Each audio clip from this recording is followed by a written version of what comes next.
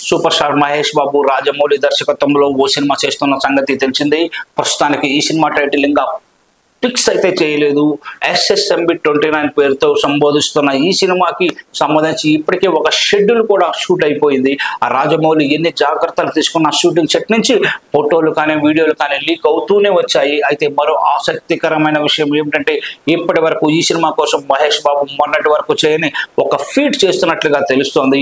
అదేంటంటే ఈ సినిమాలో ఆయన సొక్కా లేకుండా ఒక స్టంట్ యాక్షన్ సీక్వెన్స్ చేశారట.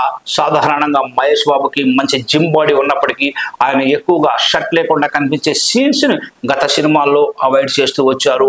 ఎన్నో సినిమాల కోసం ఎంతో మంది స్టార్ డైరెక్టర్లు ఆయన ఎంత బలవంతం చేసినా అందుకు ఆయన నిరాకరిస్తూ వచ్చారు. కానీ రాజమౌళి సినిమాలో సీన్ డిమాండ్ చేయడంతో వెంటనే మహేష్ బాబు ఇప్పటి వరకు తాను చేయని షర్ట్లెస్ యాక్షన్ సీన్ చేసినట్లుగా తెలుస్తోంది.